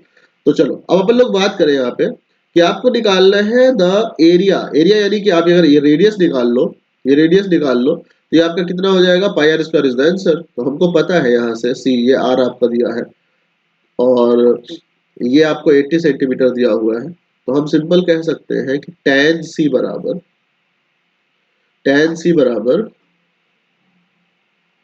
r upon 80, right. अब c तो हमको पता है नहीं क्रिटिकल एंगल कितना है, तो sin c बराबर 1/μ। तो 1/μ मतलब 2/√3, 1/2/√3 यानी तो √3/2। तो c की वैल्यू 60 डिग्री आ गई। तो tan 60 डिग्री मतलब √3 बराबर r अपॉन 80। तो यहाँ से आपको रेडियस ऑफ इल्यूमिनेशन आ गया 80√3 सेंटीमीटर, राइट, 80√3 सेंटीमीटर। अब क्या हुआ? एरिया निकालना है आपको, पाई आर स्क्वायर। तो पाई इंटू 80√3 का होल स्क्वायर, करेक्ट। हमने ये सब कुछ किसमें किया है? अभी सेंटीमीटर में। तो आपको जो है क्या करना है, पाई की वैल्यू पुट करो 3.14 इंटू 6400 इंटू 3, ये सेंटीमीटर स्क्वायर में है। अगर आपको मीटर में करना है तो क्या करना पड़ेगा हमें? हमें करना पड़ेगा 10⁻⁴ से मल्टीप्लाई और इसको सॉल्व करो, it will come 6.028 something, that means 6.03 metre square, correct. चलो, what is wrong with the following calculation? अगर आप लोग इंटीग्रेशन लगाओगे ना यहाँ पे सिंपल, तो आपका आपका आंसर एकदम -4/3 आएगा, आपको लगेगा सब कुछ सही है। बट ध्यान समझना, आप लोग सिंपल पढ़े हो कि p बाई क्यू हम तब तक लिखते हैं जब q नॉट इक्वल टू 0 हो, क्योंकि डिनोमिनेटर 0 होने में फंक्शन आपका जो वैल्यू होता है, फ्रैक्शन होता है, वो अनडिफाइंड हो जाता है। इस पे हम लोग कभी डिटेल में चर्चा मैंने किया हुआ है अपने दूसरे वाले चैनल पे, आप देख सकते हो। बट यहाँ पे क्या होगा देखो, जैसे बोल रहा है कि 1/x² फंक्शन को हम लोग -1 से 3 तक इंटीग्रेट कर रहे हैं। -1 से 3 के बीच में 0 आता है और 0 पे ये फंक्शन अनडिफाइंड हो जाता है। तो इसका मतलब है कि मैथ की एक इनहेरेंट प्रॉब्लम है यहाँ पे। तो ये हम बोलेंगे the value of integral does not exist since f(x) equal to 1/x² has an infinite discontinuity at x equal to 3. This is the correct answer, right? Fourth option है f(x) बराबर 1/x² is continuous, continuous तो है ही है continuous। What is wrong with the following calculation? Let me check the options. f(x) बराबर 1/x² less than 0, f(x) बराबर 1/x² less than 0, तो ये तो आपका 1/x² तो लेस देन 0 कभी होगा नहीं। बट क्वेश्चन में what is wrong with the following calculation? Calculation में क्या चीज प्रॉब्लम हो सकता है? तो इसका यूज कैलकुलेशन में नहीं है कि ये लेस देन 0 है या ग्रेटर देन 0 है। Fundamental theorem of calculus applies to discontinuous functions. तो ये कैलकुलस में हम यहाँ पे यूज कर रहे हैं। The value of integral does not exist, तो ये चीज हमारा डायरेक्ट यहाँ पे यूज हो रहा है। तो option number 3 will be correct for this one. Fourth option है f equal to 1/x² is a continuous function on -1/3। तो ये तो गलत है, ऑप्शन तो ये गलत है। देखो, आपको अगर ऐसे सोचोगे तो आप बोलोगे ऑप्शन नंबर 4 भी गलत है सर। क्यों? क्योंकि 1/x² -1/3 से -1 से 3 तक कंटीन्यूअस नहीं होगा, क्योंकि x equal to 0 पे वो अनडिफाइंड होगा। तो बट हमें देखना है इस कैलकुलेशन के हिसाब से क्या गड़बड़ है, that is option number 3, right. I will check कि ये क्वेश्चन जो है आपका इस पे ऑब्जेक्शन रेज किया गया था कि नहीं। मेरे ख्याल से इसमें ऑब्जेक्शन रेज होना चाहिए। आई चेक इट अगेन कि इस पर ऑब्जेक्शन रेज किया गया था या नहीं। बट अगर हम लोग बेस्ट पॉसिबल आंसर देखें, जैसे बोला भी जाता है कि आप बेस्ट पॉसिबल आंसर लगाओ, तो option number 3 is the best possible correct. Okay, चलो next question. A coil is carrying a current of 10 ampere and has a radius 10 centimeter and number of turns 500 पहले वाले में। It is rewound to make a new coil of radius 5 centimeter and it carries a same current 10 ampere. The ratio of magnetic moment of original coil, देखो तो magnetic moment होता है आपका m बराबर IA, अगर एक टर्न हो, अगर n टर्न्स हो तो NIA, राइट। चलो अब आपको दूसरी चीज ये बोला जा रहा है कि coil is carrying a current of 10 ampere, okay, and the same coil has been rebound to make a new coil. इसका मतलब क्या हुआ कि जो पहले वाले कॉइल का लेंथ था उसी को यूज करके सेकेंड वाले का लेंथ बनाया गया है, बट क्योंकि रिबाउंड किया गया मतलब कई सारे टर्न्स होंगे, तो आप कह सकते हो बेसिकली कि पहले वाले में अगर आपने n1 टर्न लिया था और पहले वाले में अगर आपका रेडियस r1 था, तो n1 into two pi r1 is the length of coil first coil पे यूज किया गया जो आपका मटेरियल है उसका लेंथ होगा। सेकेंड में क्या होगा, n2 इंटू टू पाई r2। तो यहां से आपका जो आएगा n1 r1 बराबर n2 n1 r1 बराबर n2 r2, ओके। तो यहां से हम बोले n1 कितना है, n1 आपको दिया है 10 सेंटीमीटर, r1 सॉरी n1 कितना है 500 टन्स, रेडियस कितना है 10 सेंटीमीटर, सेकेंड में n2 कितना है, it is revolve to make a new coil of radius, n2 नहीं दिया आपको, n2 इंटू रेडियस कितना है 5 सेंटीमीटर, तो 500 या तुम्हारा 100 इंटू n2, तो n2 की वैल्यू आ गई आपकी 1000, राइट, n2 की वैल्यू आ गई आपकी 1000। अब आपको निकालना क्या है, ratio of magnetic moment m1 upon m2, तो it will be what ni है, तो n1 इंटू करंट की वैल्यू आपको गिवन है शायद, ओके, करंट इसमें भी 10 एम्पियर है इसमें भी 10 एम्पियर है, तो no need to worry, into pi r1 square upon n2 into current is 10 into pi r2 square, तो ये 10 pi cancel out, n1 upon n2, n1 कितना है, n1 is 500 upon n2 is 1000 into r1 upon r2 का whole square, तो r1 upon r2, r1 है तुम्हारा 10 centimetre and r2 है आपका 5 सेंटीमीटर, 10 अपॉन 5 का whole square, so it will become 1 by 2 into 4, that means 2, so 2:1, this is the question, right? चलो next है, three register R1 R2 R3 have their resistive values R1:2 3:4, they are combined in parallel and they have equal resistance of 24 ohm, then the individual resistance। तो अगर दोनों को दिया है कि R1 की वैल्यू हम ले सकते हैं 2x, R2 की वैल्यू ले सकते हैं 3x, R4 की वैल्यू ले सकते हैं 4x, दोनों का इक्विवेलेंट रेजिस्टेंस दिया है 24, तो हम बोल सकते हैं 1/24 बराबर 1/2x plus 1/3x plus 1/4x। यहाँ से सॉल्व करके गाइज आप निकाल लो वैल्यू, तो आप देखोगे x की वैल्यू आएगी 26, राइट, यहाँ पे आप फिर पुट कर दोगे 26 into 2 52 108 and 104 will be the answer।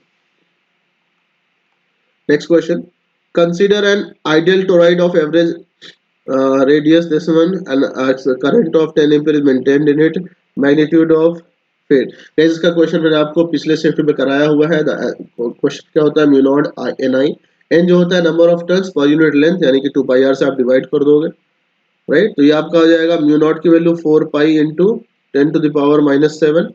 N कितना होता है, नंबर ऑफ टर्न्स 240 पर यूनिट लेंथ, मतलब कि 2 इंटू पाई इंटू रेडियस कितना है 16 सेंटीमीटर यानी कि 16⁻⁻² इंटू आई करंट कितना है 10 एम्पियर। सॉल्व कर लो, 2 पाई से इसको कैंसिल करोगे 2 पाई 2 ये आ जाएगा तुम्हारा, फिर ये आ जाएगा 16 से इसको कैंसिल करूँ अगर मैं, तो 16 1 जा 1, 16 5 जा, तो 15 2 जा 30, 30 इंटू 10⁻⁻7 ऊपर, नीचे 10⁻⁻2 10⁻5 आ गया इंटू 100 हो गया, ये आपका 3 इंटू 10⁻3 यानी कि 3 milli tesla. Question number 10, find the distance between 2 points, ये सिंपल डिस्टेंस फॉर्मूला लगा के निकाल लो, राइट। इसका आपको याद करना पड़ेगा, which are the following electromagnetic waves has a minimum frequency, minimum frequency मतलब मैक्सिमम वेवलेंथ, मैंने पिछले वाले क्लास में इसको बताया था, यहाँ पे इजीली देख लो आप। Two charges 48 picocoulomb 36 picocoulomb are located at 3 centimetre 0 and 0,4, तो मतलब अगर मैं इसको ऐसे बोलूँ कि ए पॉइंट जो है वो 3,0 पे है और बी जो चार्ज है वो आपका 0,4 पे है, तो ये डिस्टेंस 4, ये distance 3। The magnitude of electric field at 3, देखो सिमिलर एक क्वेश्चन आपको शिफ्ट 1 में था, शिफ्ट 1 या शिफ्ट 2 में, वहाँ डेटा चेंज था, बस यहाँ पे आपको निकालना है।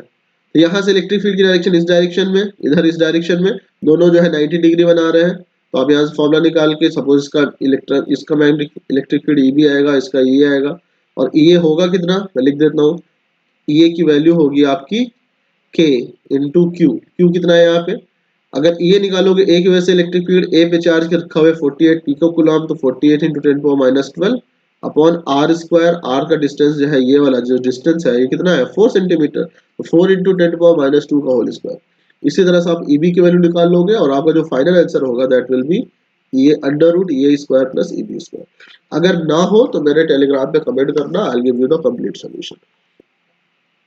Next question, find parametric equation of the line that passes through this one. तो इसके लिए सिंपल तरीका होता है x minus x1 upon x2 minus x1। तो x minus 2 upon x2 minus x1, 3 minus 2 1 बराबर y minus y1, y minus 4 upon y2 minus 1, y2 minus y1, तो minus 1 minus 4 minus 5, z minus z1, z minus minus 3, z plus 3 upon z2 minus z1, 1 minus plus 1 minus minus 3, it will B 4। तो यहाँ मान लेते हैं let's say this is equal to t, राइट। तो अब इसको सॉल्व करो, अगर x माइनस 2 अपॉन 1 बराबर t, तो यहाँ पे x माइनस 2 अपॉन 1 बराबर t लोगे तो यहाँ से आपका x आ जाएगा 2 प्लस t, राइट। सिंपली अगर सेकेंड वाला लोगे तो y आपको मिल जाएगा माइनस 5t प्लस 4, थर्ड वाला आपका आएगा z बराबर माइनस 3 प्लस 4t, तो आपका सेकेंड वाला will be the answer. The value of the determinant of the matrix is 0। ये गाइस 0 जो है वो गलत आंसर था, इस पे आपको मार्क्स टू ऑल मिला था, इस क्वेश्चन में मार्क्स टू ऑल मिला था, तो ये 0 इसका नहीं होगा। इसको आप सॉल्व करोगे, इसका आंसर आता है माइनस 24, राइट।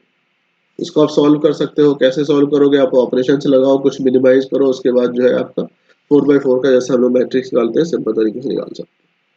नेक्स्ट है when germanium is doped with what, a p type semiconductor. p type semiconductor तब बनता है जब आपका ट्राइवैलेंट इंप्योरिटी आप मिलाते हो, antimony, phosphorus and arsenic all are pentavalent impurity, boron is a trivalent impurity, तो आपका आंसर आ जाएगा बोरॉन।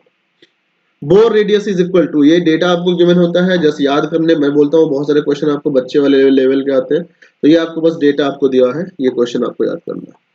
नेक्स्ट आपका क्वेश्चन नंबर 46 और 46 आपका the matrix A is B plus C where B is symmetric and C is skew symmetric.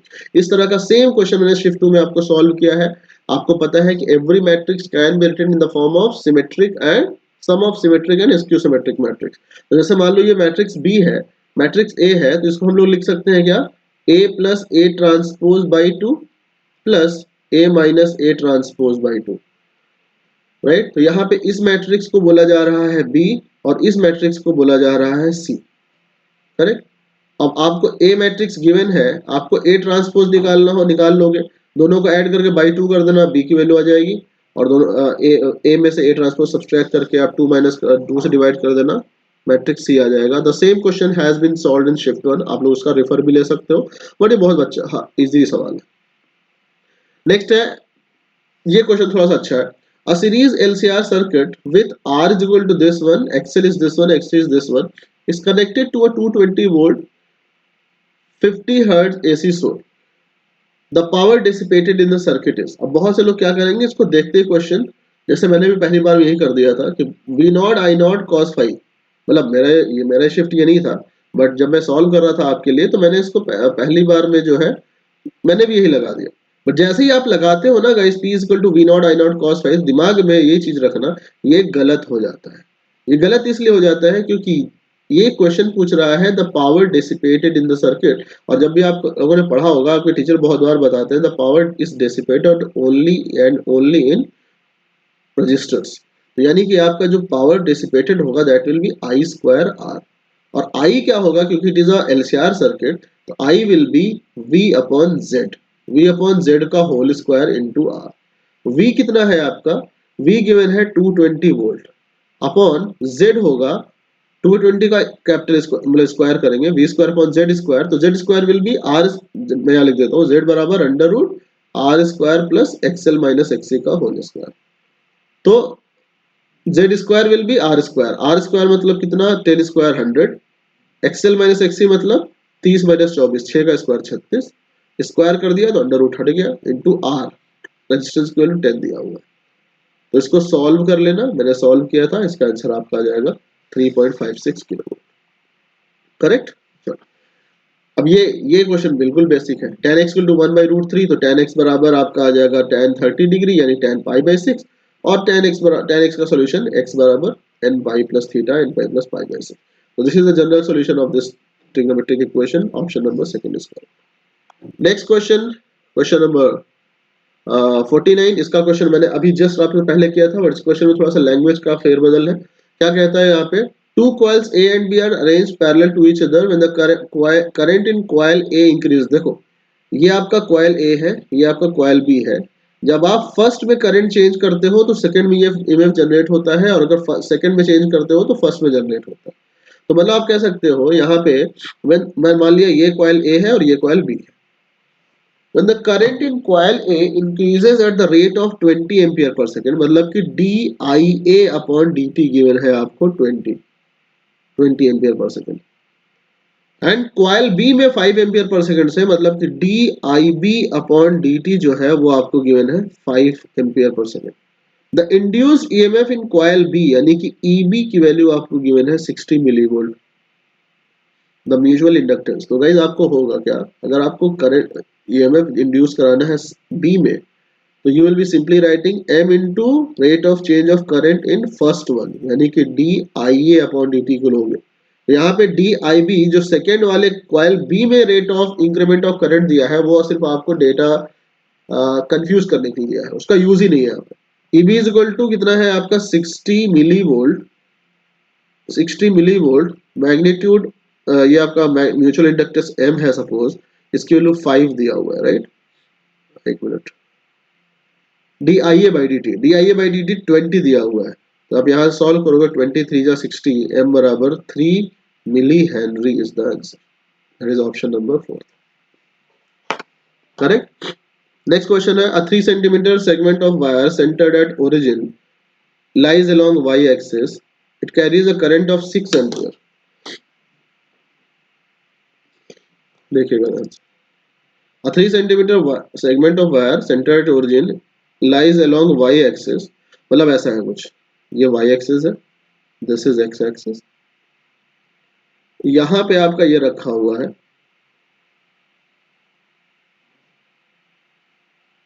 this is current। आपको यहाँ पे इसका लेंथ है 3 सेंटीमीटर, तो आप देखो ये 1.5 हो जाएगा और ये 1.5 हो जाएगा। यहाँ पे रखा हुआ है कहाँ पे 3 मीटर कॉमा 0 कॉमा, तो ये देखो 1.5 सेंटीमीटर है, और एक्स एक्सिस पर जो डिस्टेंस 3 है वो 3 मीटर है। बहुत सारे लोग यही कंफ्यूज कर देंगे कि सर 3 सेंटीमीटर दोनों है, नहीं, ये 3 मीटर है इधर, उधर 3 सेंटीमीटर। आपको यहाँ पे निकालना है वैल्यू ऑफ मैग्नेटिक फील्ड। तो अगर हम करंट की देखें direction, current is flowing in Y direction, तो यानी करंट का डायरेक्शन ये है, हमको यहाँ पे लेना है। तो अगर हम मैग्नेटिक फील्ड की वैल्यू निकालो तो फिंगर्स को पुट करेंगे करंट की डायरेक्शन में, curl the palm and direction is coming inside the plane, मतलब कि माइनस के कैप। तो माइनस के कैप देखते ही आपका option number 3 and option number 4 तो गायब हो गया, राइट। अब दूसरा हमें निकालना है इसकी वैल्यू, तो बी, इसको मैंने पिछले क्वेश्चन शिफ्ट 1 या शिफ्ट 3 में सेम क्वेश्चन आया हुआ है, mu naught I upon 4 pi D into sine alpha plus sine beta, right. तो ये आपका अल्फा होगा, ये बीटा होगा। देखो मैं इसमें आपको देखता हूँ हिंट, क्योंकि सेम क्वेश्चन हम लोगों ने प्रीवियस शिफ्ट में सॉल्व किया हुआ है, दोनों शिफ्ट में आया था। म्यू नॉट अपॉन 4 पाई की वैल्यू कितनी हो गई, 10 टू द पावर -7। आई की वैल्यू आप पुट कर दोगे 6 एम्पियर, डी की वैल्यू आप पुट कर दोगे 3 मीटर। अब बात आती है sign alpha plus sine beta, तो अल्फा जितना होगा उतना ही बीटा होगा, तो मैं 2 इंटू साइन अल्फा कर देता हूँ। साइन अल्फा की वैल्यू जो होगी कितनी होगी, देखो sine alpha will be perpendicular 1.5 centimetre, तो 1.5 into 10 to power -2 upon hypotenuse, तो हाइपोटेनियस ये 3 मीटर स्क्वायर है, basically 3 square plus perpendicular is 1.5 into 10 power -2 का होल स्क्वायर। तो गाइज देखो इधर आपको मिलेगा 3 स्क्वायर 9, और दूसरी साइड आपको मिलेगा 2.25 इंटू 10 पावर -4, तो 9 में 10 की पावर -4 वाला ऐड करोगे, this is very small, you can ignore it, ये आपका आ जाएगा 3 सिर्फ। तो सिर्फ दिमाग यही लगाना था आपको, तो 1.5 into 10 to the power -2 upon ये आ जाएगा 3 स्क्वायर यानी 3, यानी कि हमको ये वाला डिस्टेंस इग्नोर कर सकते हैं, राइट। इसको सॉल्व कर लो, आंसर आपका आ जाएगा। Next question, A relation R is said to be an equivalence relation if it is reflexive, transmetric and transitive. ये तो बच्चों का सवाल है guys, ये आपने कर लिया यहाँ पे. This is the question number 4. Moving to next one. If two events A and B, probability of A union B given है, intersection B given है, A negation given है, आपको निकालना है probability of A negation union B negation. अगर दिमाग से समझो आपने डिमॉर्गन्स लॉ पढ़ा हुआ है तो आप कह सकते हो कि A intersection B का whole negation is equivalent to A negation union B negation. तो बेसिकली आपको ये जो निकालना है वो निकालना है probability of A intersection B का negation. करेक्ट. तो इसको आप क्या बोलोगे, 1 minus probability of A intersection B. तो बेसिकली अगर आप probability of A intersection B निकाल लो तो आपका आंसर आ जाएगा. Right. Probability of A union B given है, प्रोबेबिलिटी ऑफ आपको यहाँ पे ए इंटरसेक्शन बी गिवन है. A intersection B is this one. तो ए इंटरसेक्शन बी कितना हो जाएगा, 1 माइनस 1/4, क्योंकि आपको ये दिया है सिंपल यहाँ पे. तो ये 1 माइनस 1/4, 3/4 इज the answer. Option number second is correct.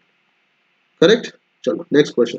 Which of the following represents direction cosine of the line. तो जिन तीनों के स्क्वायर का सम 1 आ जाए that is the direction cosine, क्योंकि LMN अगर डायरेक्शन कोसाइन है तो L square plus M square plus N square की वैल्यू 1 होनी चाहिए, and that is satisfying only and only in the option 1. So option 1 is the correct.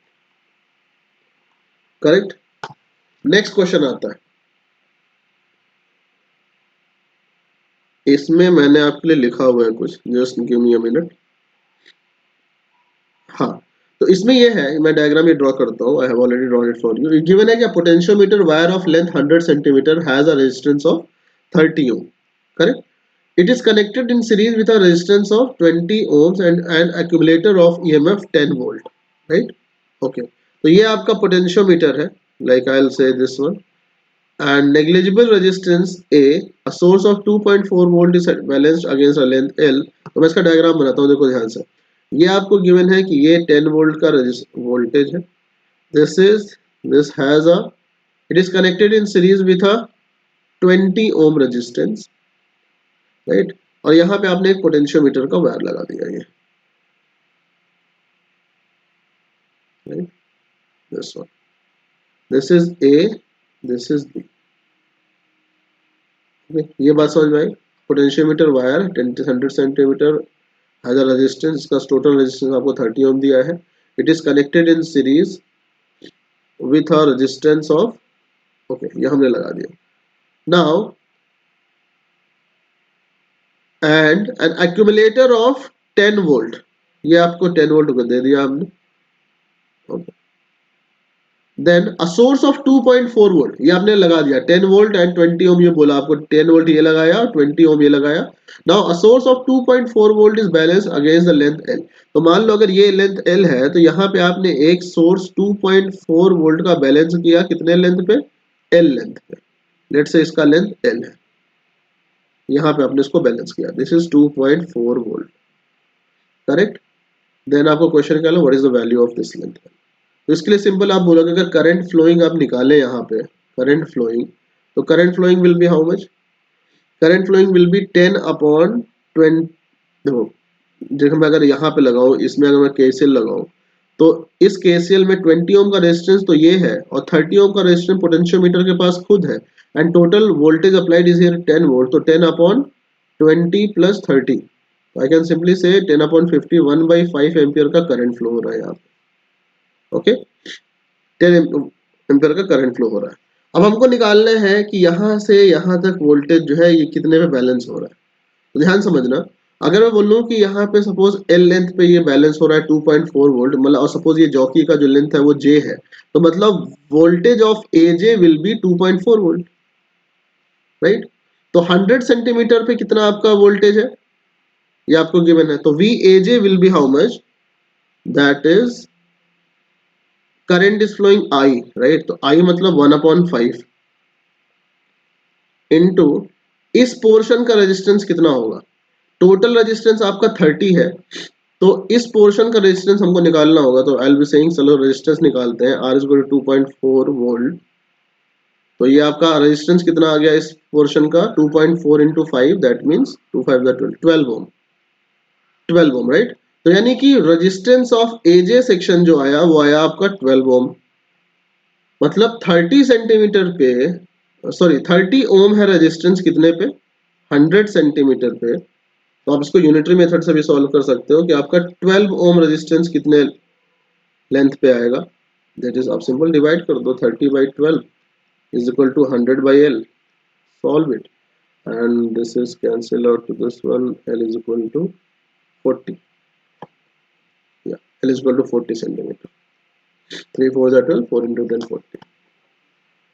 Okay, if you have any confusion, please ping me on the comment. Next question. A single slit diffraction experiment, light of wavelength 600 nanometer is used and the first minimum is observed at an angle of 30 degree. तो आपको याद होना चाहिए guys, एक simple minima के लिए हम लोग बोलते हैं d sin थीटा बराबर n lambda for diffraction, right.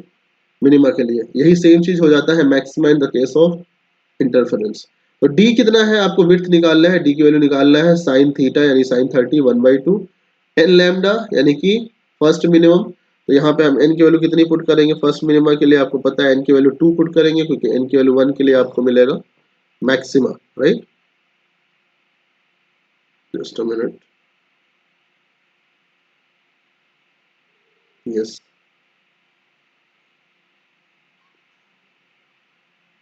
तो ये आपका हो जाएगा यहाँ पे 2 into lambda, lambda is how much, lambda is 600 nanometer, 600 nanometer. तो okay, n is equal to 1, first minimum we are using n, तो ये आपका 1 होगा यहाँ पे, not 2। So d will be what, 1200 nanometer. I got little bit confused, but यहाँ पे n की value it's saying already first minimum, so n will be 1। तो 1200 नैनोमीटर मतलब कि आप कह सकते हो 1.2 into 10 to the power -9, that is 1.2 micrometer, 1.2 into 10 to the power -6। आप यहाँ पे क्या करोगे, 1200 नैनोमीटर हमको चाहिए 10 पावर -6, तो 12 -6 और 10 पावर 6 हम मल्टीप्लाई एंड डिवाइड कर सकते हैं। It will be simply become 1200, just a minute,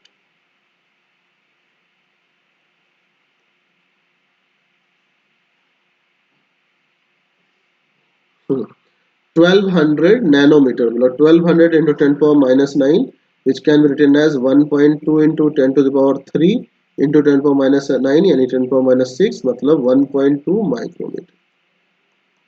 Next question number 56.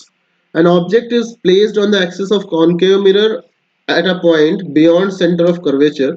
Its image formed by the mirror is, तो आपको concave mirror की है सिंपल ये वाला, and the object is placed beyond concave mirror, sorry beyond center of curvature, तो this is the center of curvature and this is the focus। आपको पता है जब आप ऑब्जेक्ट फोकस के और पोल के बीच में रखते हो, only that is the condition when the image is form behind the mirror and erected. But यहाँ पे आपका the image will be inverted, right. तो image will be inverted and the real, और जब आप फोकस और पोल के बीच में रखते हो तो the image form is virtual and erect. Here the image will be real and inverted, so option number 4 is the correct answer. Next will be domain of sin inverse x plus 1/3। आप कह सकते हो कि x plus 1/3 की value -1 से 1 के बीच में होनी चाहिए। यहाँ पे आप सॉल्व करो, -3 से 4, ये आपका 3 की वैल्यू होनी चाहिए, -3 -1 -4 से लेस देन और इक्वल टू 3 -1 2, तो आपका जो डोमेन होगा -4 से 2। Next question, which of the following relation is symmetric but neither reflexive nor transitive for a set ABC। Symmetric के लिए AB हो तो BA होना चाहिए। पहले में देखो A है, AB है, BA नहीं है, तो ये सिमेट्रिक हो नहीं सकता। सेकंड में AB है, BA नहीं है, ये नहीं हो सकता।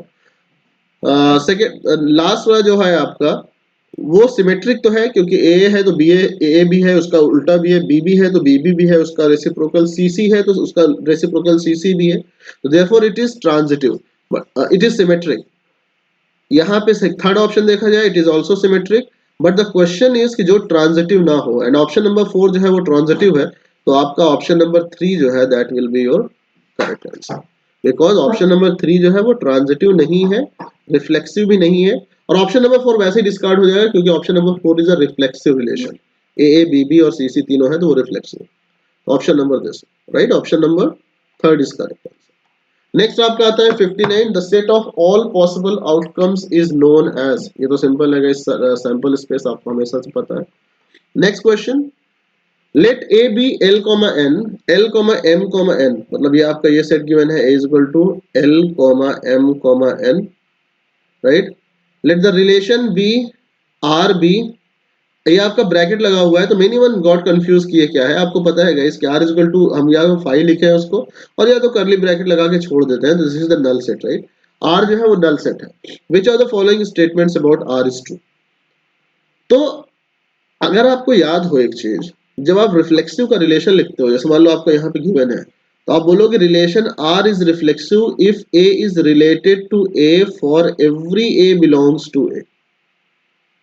मतलब सेट के हर एक एलिमेंट खुद से रिलेटेड होने चाहिए, then it will be reflexive. तो यानी अगर रिलेशन हमारा नल सेट है तो उसमें L comma L, M comma M और एन कॉमा एन तो है नहीं, तो मतलब ये रिफ्लेक्सिव नहीं हो सकता। सेकेंड क्वेश्चन, तो मतलब रिफ्लेक्सिव नहीं हो सकता, आपका ऑप्शन नंबर थर्ड डिस्कार्ड हो गया। नेक्स्ट आता है कि क्या क्वेश्चन, क्या null relation is a symmetric. Symmetric का कंडीशन होता है कि if A B, A comma B is related then B comma A should be related. और यहाँ पे नल सेट है तो मतलब अगर ए बी होता तो बी ए होना चाहिए था, बट क्योंकि है ही नहीं है तो नल सेट में हम जो बोलेंगे that is symmetric, right.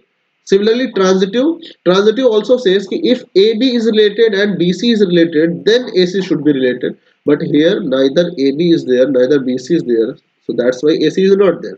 So it means it is a transitive, right? क्योंकि अगर वो होता, AB होता, BA ना होता तो वो symmetric ना होता, AB होता, BC होता और AC ना होता तो वो transitive ना होता.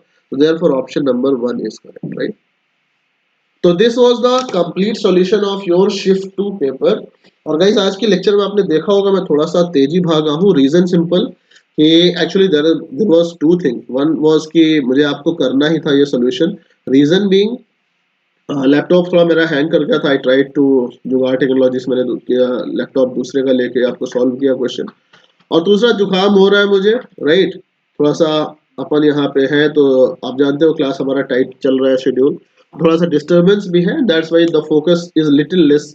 एंड ऑल्सो आप कह सकते हो कि जुकाम की वजह से मैं बार बार डिस्टर्ब भी हो रहा हूँ, but it's okay. Any how मैंने 60 क्वेश्चन आपके पूरे सॉल्व कर दिए हैं, मे बी कि हम क्वेश्चन के तरीके से, जब मैं एक क्वेश्चन करता हूँ तो उसके रिलेटेड दो क्वेश्चन बताता हूँ, वो वाला काम इस शिफ्ट में नहीं हुआ है। बट स्टिल हाँ, आप लोग का एक काम करना है कि अगर आपने शिफ्ट 2 देखा हुआ है तो शिफ्ट 1 शिफ्ट 3 जरूर देखना, क्योंकि शिफ्ट 1 शिफ्ट 3 में मैंने रिलेटेड भी आपको ये बताया हुआ है कि अगर इस तरह क्वेश्चन आ रहा है तो आप इसके वैरायटी में ये वाला क्वेश्चन भी लगा लेना, राइट। तो इसलिए मैं बोलता हूँ कि अगर आपने पेपर सॉल्व भी किया है तो इसको वीडियो को देख लेना, आपको ये आइडिया मिलेगा कि इस क्वेश्चन से रिलेटेड और भी क्वेश्चन कितने बन सकते हैं, करेक्ट। तो I hope you guys enjoyed this lecture. आपका जो भी है, अगर आप लोगों ने ये सॉल्व कर लिया है तो मेरे व्यूज बढ़ाने के लिए आप मत देखना कि पता चला कि आपने व्यूज बढ़ाने के लिए देख रहे हो, अगर आपने सॉल्व नहीं किया है तो आप इसको जरूर देखना, अगर आपको किसी क्वेश्चन में कंफ्यूजन है तो आप इसको जरूर देखना। और अगर आपने अभी तक नहीं लगाया हो, अगर आपका अभी एग्जाम नहीं है, आपका नेक्स्ट एग्जाम है 2023 का, आप नेक्स्ट बैच वाले में आने वाले हो, then you must watch this solution. Reason इसका ये है कि आपको हो सकता है कि डिफरेंट डायरेक्शन ऑफ थिंकिंग मिले, आप क्वेश्चन कर ले जाओ किसी और तरीके से, मैं क्वेश्चन करूं किसी और तरीके से करूं, हो सकता है कि आपका तरीका सॉर्ट हो सकता है मेरा तरीका सॉर्ट हो, but what ever is the best that should follow, वो आपको फॉलो करना है, राइट। तो seeing you in the next lecture, all the best and फोड़ के आना। 18 फरवरी आज हो गया है, 21 फरवरी को एग्जामिनेशन है, मैं थोड़ा सा डिले मैंने अपलोड कर रहा हूँ, 19 फरवरी यानी कल को डेट में मैं ये वीडियो आपको अपलोड कर दूंगा, right. See you in the next classes, till then bye bye, thank you.